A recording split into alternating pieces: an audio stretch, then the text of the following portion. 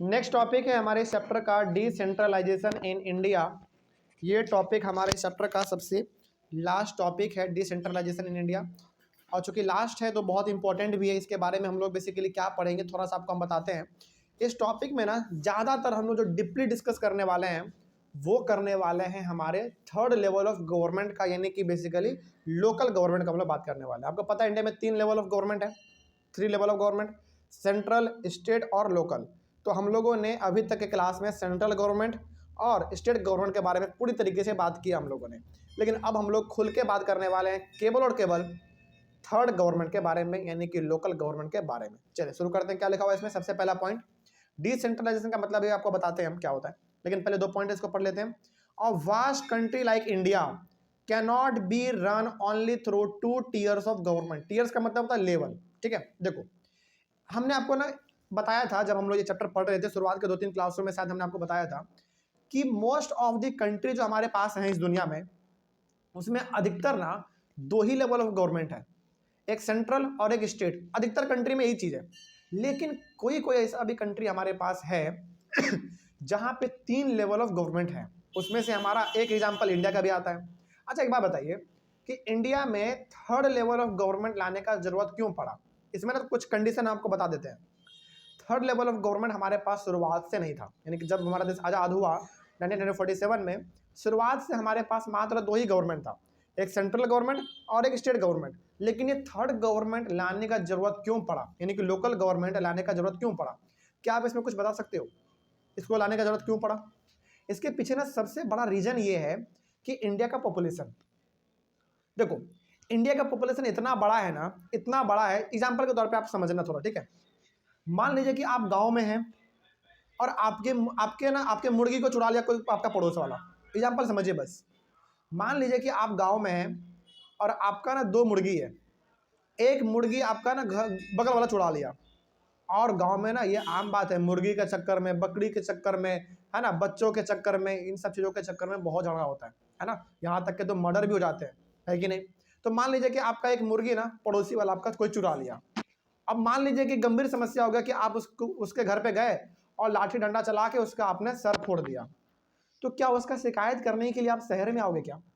बिल्कुल नहीं। आप क्या चाहोगे? आप चाहोगे कि इसका फैसला हमारे ही गांव में तुरंत और इंस्टेंट हो जाए। इसके लिए ही लाया गया हमारा लोकल गवर्नमेंट।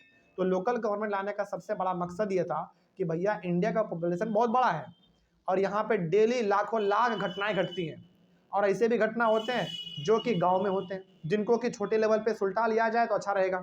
इसीलिए लाया गया हमारा लोकल गवर्नमेंट। इसीलिए आप देखते होंगे, कभी कभार आप लोग यदि गाँव जाते होंगे तो आप सुनते होंगे कि पंचायत हो रहा है, इसके ऊपर ये बात फैसला सुनाया गया, ये सुनाया गया। और गांव में तो आजकल एक बड़ा ही कल्चर चल रहा है कि फलाना का लड़का फलाने की लड़की को लेके भाग गया शादी ब्याह कर लिया, है ना, और दोनों परिवार आपस में लड़ाई झगड़ा कर रहा है। तो इसमें क्या होता है, फिर पंचायत होता है, यानी कि गांव के बड़े बुजुर्ग लोग आपस में बैठते हैं, आपस में निर्णय लेते हैं कि भैया चलो अब इसके ऊपर क्या निश्चय लिया जाए। अब दोनों लड़का लड़की प्रेम करता है तो चलो शादी ब्याह करा देते हैं, इस प्रकार का। तो कहने का मतलब ये है कि कुछ समस्याएं भारत में ऐसे भी हैं जिनको कि छोटे लेवल पे ख़त्म कर दिया जाए तो बिल्कुल ठीक रहेगा। बात समझ में आ रही है? बिल्कुल। अच्छा इसके ऊपर ना हम आपको एक रिपोर्ट बताते हैं। हालांकि एग्जैक्ट रिपोर्ट तो हमको नहीं पता, लेकिन एक न्यूज़ में ऐसा आया था कि इंडिया में जितने भी आपको सुप्रीम कोर्ट तो एक ही है, इंडिया में हाई कोर्ट का बेसिकली रिपोर्ट था कि हाई कोर्ट के पास ना लाखों लाख केस अभी पेंडिंग में है। आप खुद सोचो, चलो आपको ना एग्जांपल देते हैं। हमारे बिहार का जो हाई कोर्ट है वो कहाँ पे? आपका पटना में बगल पे है, यहाँ पे। तो क्या आपको क्या लगता है कि पटना हाई कोर्ट के पास केस मात्र एक दिन में 1 ही 2 आते होंगे क्या? बिल्कुल नहीं। पूरे इंडिया में जितने भी हाई कोर्ट हैं उन सभी का एक रिपोर्ट आया था, उसमें ये बताया गया था कि हर हाई कोर्ट के पास लगभग लाखों लाख केस पेंडिंग में है। सोचो, अगर आप एग्जाम्पल के तौर पे सोचो, यदि गांव का मामला भी हाई कोर्ट में सुनने लगे तो क्या कभी भी हाई कोर्ट अपना अच्छी तरीके से काम कर पाएगा? उसके ऊपर प्रेशर बहुत रहेगा कि यार हमको ना आज इसका फैसला भी सुनाना है, इसका फैसला भी सुनाना है। इस तरीके से फैसला वो अच्छी तरीके से सुना भी नहीं पाएगा। इसलिए गवर्नमेंट ने कहा कि इंडिया का पॉपुलेशन लगातार बढ़ रहा है, तो क्यों ना ऐसा गवर्नमेंट लाया जाए ताकि लोगों का न्याय उसके गांव में ही हो जाए, उनको शहर आने का जरूरत ना पड़े, उनको हाई कोर्ट सुप्रीम कोर्ट का चक्कर ना लगाना पड़े। इसलिए लाया गया था हमारा थर्ड लेवल ऑफ गवर्नमेंट, यानी कि लोकल गवर्नमेंट। कोई दिक्कत नहीं इसमें, चलिए आगे बढ़ते हैं। तो 10 a third year of government called local government is needed, यानी कि इन्हीं सब चीज़ों को देखते हुए थर्ड लेवल ऑफ गवर्नमेंट हमारा लाया गया था, जिसको हम लोग बोलते हैं आम भाषा में लोकल गवर्नमेंट। ठीक है, लेकिन लोकल गवर्नमेंट को हम लोग शहर में अलग नाम से पुकारते हैं और गांव में अलग नाम से पुकारते हैं, ये भी हमारे पास अभी आएगा। लेकिन अब आप समझो कि डिसेंट्रलाइजेशन का मतलब होता क्या है। When power is taken away from central and state governments and given to local government, it is called decentralization। देखो, जब आप अपना कुछ पावर यानी कि कुछ पावर सेंट्रल गवर्नमेंट और कुछ power state government local government को दे देती है, यही हमारा कहलाता है डिसेंट्रलाइजेशन। अच्छा एक बात बताइए, आप बिल्कुल सोच समझ के, ठीक है, आपने गांव के लोगों को ही अधिकार दे दिया है कि इसके ऊपर आप ही फैसला सुना लेना। मतलब आपने क्या किया, उसको डिसीजन मेकिंग का पावर दे दिया आपने। यानी कि बेसिकली जब हमारा पावर सेंट्रल गवर्नमेंट और स्टेट गवर्नमेंट लोकल गवर्नमेंट को दे देती है अपना कुछ पावर, उसी को हम लोग कहते हैं डिसेंट्रलाइजेशन। यानी कि आपके गांव में सरपंच होता है, मुखिया होता है, वार्ड पार्षद होता है, ये सब होता है आपके गांव में, उनको आपने बेसिकली क्या कर दिया है, डिसीजन मेकिंग का पावर दे दिया आपने, सिंपल सा, कि हाँ भैया कोई मामला आएगा आपके गांव का, तो आप ही आपस में एकदम डिस्कस कर लेना, खत्म कर देना इसको। ठीक है, तो यही हमारा कहलाता है डिसेंट्रलाइजेशन। तो यदि एक लाइन में डिसेंट्रलाइजेशन को डिफाइन करना हो तो ऐसे करेंगे कि यदि हमारा स्टेट गवर्नमेंट के साथ साथ सेंट्रल गवर्नमेंट यदि अपना कुछ पावर लोकल गवर्नमेंट को दे देती है, यही हमारा कहलाता है डिसेंट्रलाइजेशन। ठीक है, आगे बढ़ते हैं।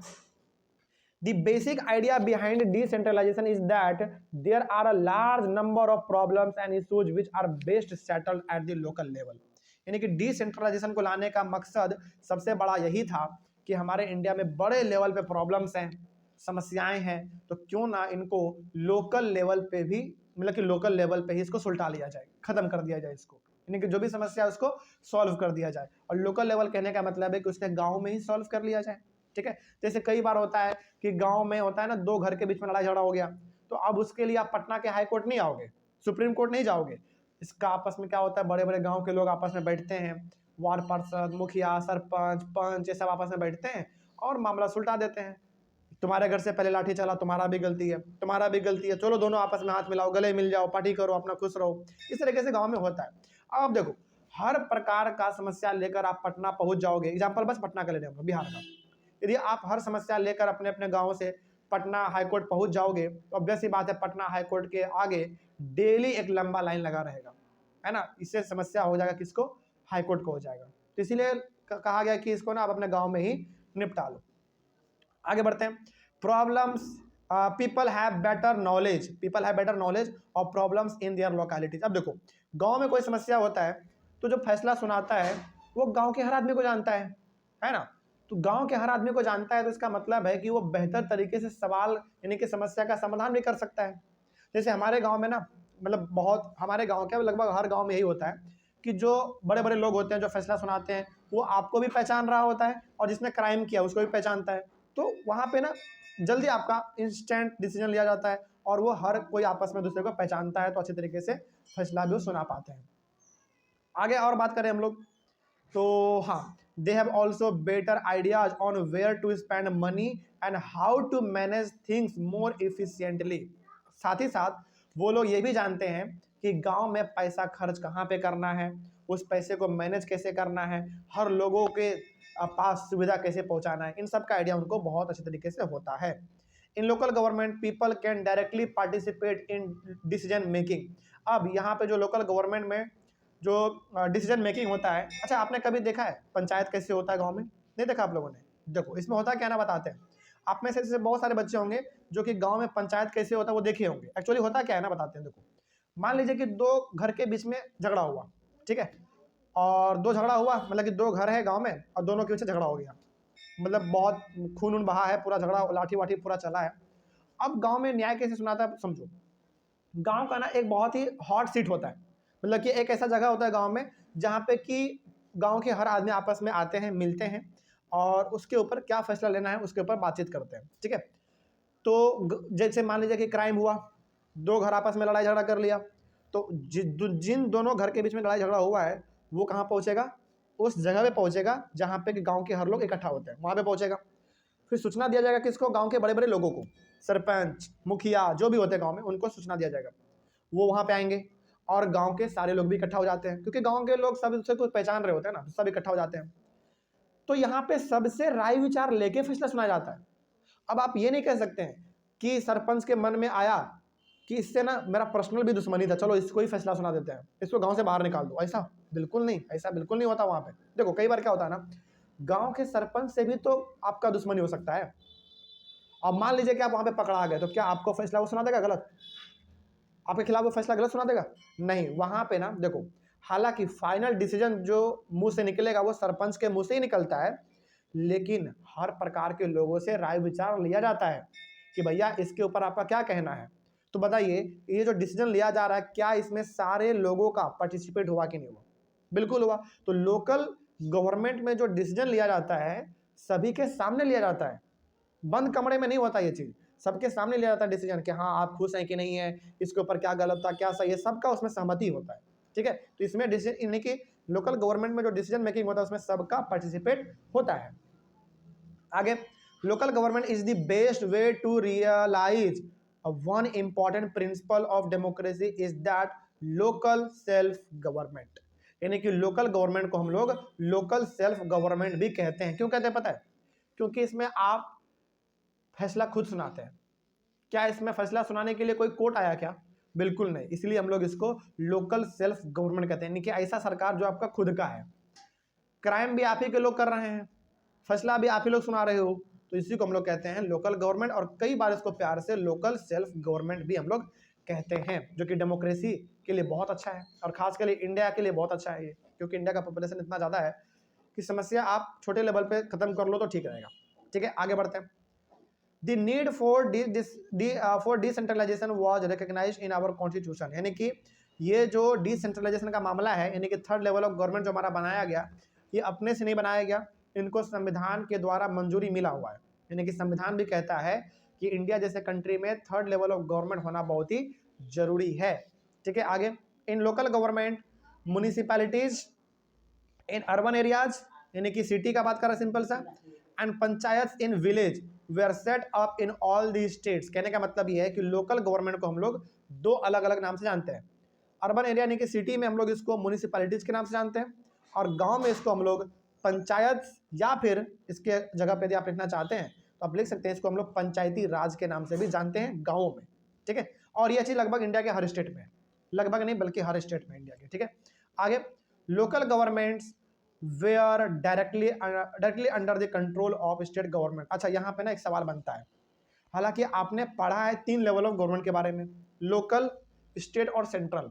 तो बताइए लोकल गवर्नमेंट किसके अंदर में आएगा? हालांकि सबका पावर अपना अलग अलग है, सबका प्रोसेस अपना अलग है, लेकिन लोकल गवर्नमेंट को जो फंडिंग मिलता है, यानी कि जो पैसा मिलता है अपने गाँव में डेवलपमेंट करने का, या फिर लोकल गवर्नमेंट को जो भी बेनिफिट मिलता है, वो किसके अंदर में होता है बताइए? स्टेट गवर्नमेंट के अंदर में या सेंट्रल गवर्नमेंट के अंदर में?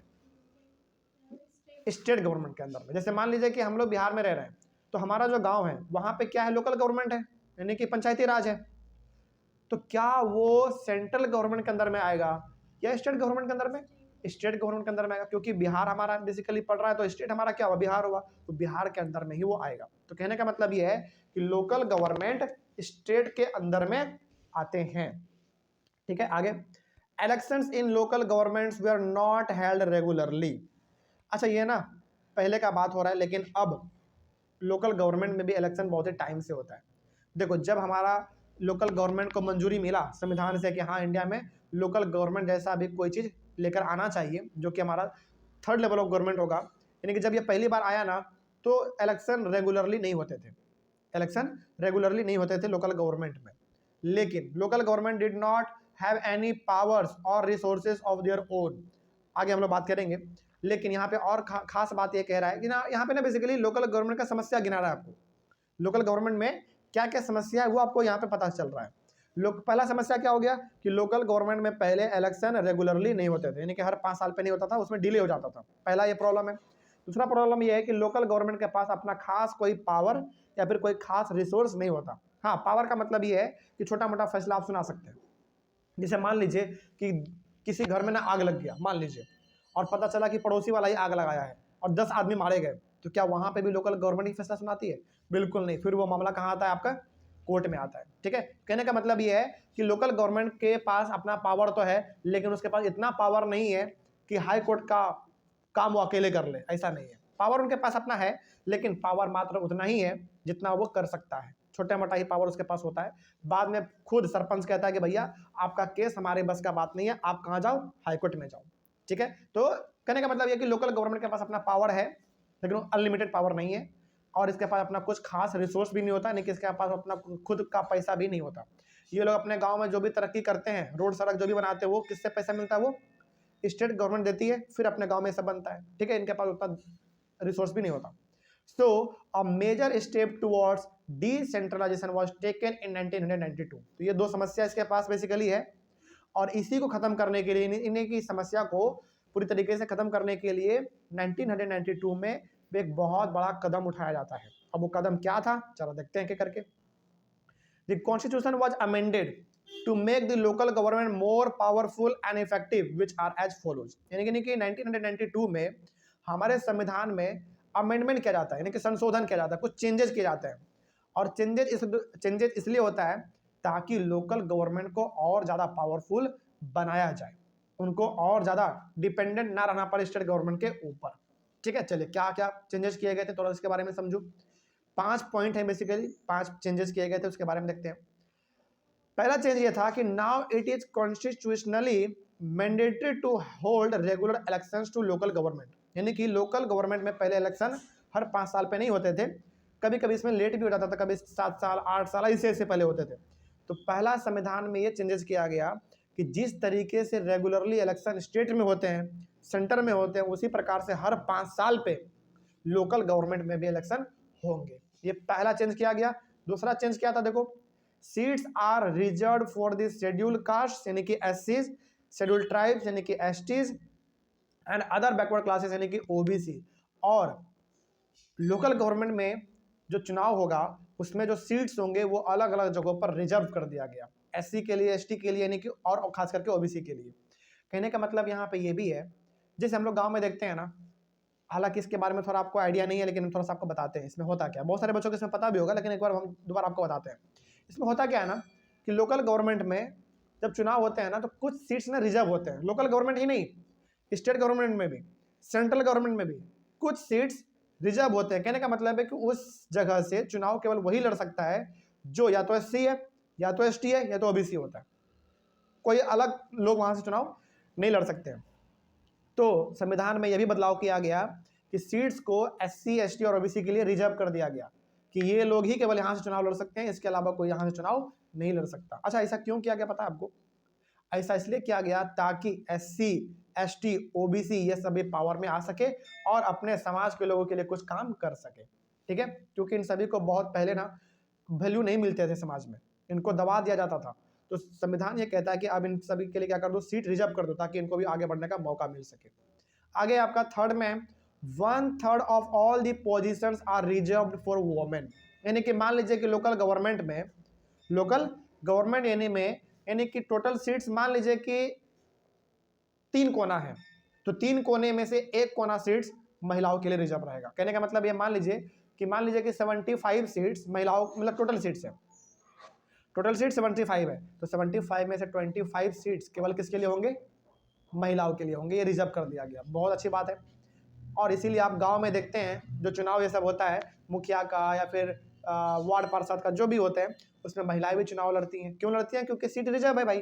ठीक है, आप महिलाएं लड़ सकती हैं, लेकिन कहीं कहीं पे पुरुष भी लड़ते हैं। जहाँ पे पुरुष लड़ रहे हैं, समझ जाइएगा वो सीट महिलाओं के लिए रिजर्व नहीं है, और जहाँ पे महिलाएं लड़ रही है तो वहाँ पे सीट हमारा क्या है, रिजर्व है। ठीक है, आगे बढ़ते हैं।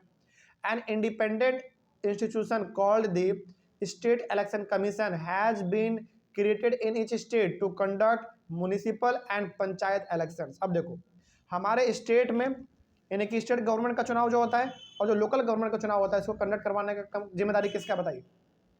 इसका जिम्मेदारी होता है स्टेट इलेक्शन कमीशन का। याद रखिएगा इस बात को आप कि स्टेट के अंदर में जो चुनाव होते हैं और जो लोकल गवर्नमेंट के अंदर में चुनाव होते हैं, उस चुनाव का जिम्मेदारी किसके पास होता है? स्टेट इलेक्शन कमीशन के पास होता है। यानी कि एक डिपार्टमेंट है गवर्नमेंट का जो ये जिम्मेदारी लेती है कि चुनाव हम करवा देंगे, कोई दिक्कत नहीं इसमें। चलिए आगे बढ़ते हैं फिर। और ये बिल्कुल इंडिपेंडेंट होता है स्टेट इलेक्शन कमीशन, ये किसी का नहीं सुनता उस समय पे। ये बिल्कुल एकदम इंडिपेंडेंट होता है। आगे, the state governments are required to share some powers and revenue with local government. The nature of sharing varies from state to state. यहाँ पे ना देखो, हालांकि होता क्या है, लोकल गवर्नमेंट को सही में उतना पावर नहीं है, पहला बात। दूसरी बात उनके पास कोई पैसा का साधन भी नहीं है। तो यहाँ पे स्टेट गवर्नमेंट का जिम्मेदारी बनता है कि लोकल गवर्नमेंट को प्रमोट किया जाए, उनको थोड़ा और पावर दिया जाए, उनको रेवेन्यू यानी कि पैसा दिया जाए, ताकि वो अपने एरिया में तरक्की बड़े लेवल पे कर सके। ये स्टेट का थोड़ा सा जिम्मेदारी इसमें होना चाहिए। लेकिन ये जो जिम्मेदारी है अलग अलग स्टेट के अनुसार वो बदल भी सकता है, वो यानी कि वो वेरी भी कर सकता है, वेरी करता है भी बेसिकली, कोई दिक्कत नहीं इसमें। चलिए, इस तरीके से टॉपिक हमारा कंप्लीट हुआ। हालांकि टॉपिक कंप्लीट नहीं हुआ अभी। अब हम लोग बात करेंगे पंचायती राज के बारे में, और फिर हम लोग बात करेंगे म्यूनिसिपैलिटीज़ के बारे में। कहने का मतलब ये हो गया कि अभी आपने देखा कि लोकल गवर्नमेंट में हमारा बेसिकली दो होता है, यानी कि लोकल गवर्नमेंट को हम लोग शहर में अलग नाम से जानते हैं और गांव में अलग नाम से जानते हैं। शहर में म्यूनिसिपैलिटीज़ कहते हैं, गांव में पंचायत या फिर पंचायती राज कहते हैं। तो जो आप बोल लीजिए वो भी सही है। तो इन दोनों के बारे में अब हम लोग डिस्कस करेंगे कि आखिर पंचायती राज क्या होता है, यानी कि गाँवों में लोकल गवर्नमेंट कैसे काम करता है, शहरों में लोकल गवर्नमेंट कैसे काम करता है, हम लोग अपने नेक्स्ट क्लास शुरू करेंगे। लेकिन क्या यहाँ तक हमने जो समझा, कोई दिक्कत उसमें? चलिए, तो अगला वाला क्लास हमारा रहेगा पंचायती राज के बारे में और म्यूनिसिपैलिटीज़ के बारे में। फिर ये चैप्टर हमारा पूरी तरीके से खत्म हो जाएगा। तो मिलते हैं हम लोग अपने अगले वाले क्लास में। Thank you very much.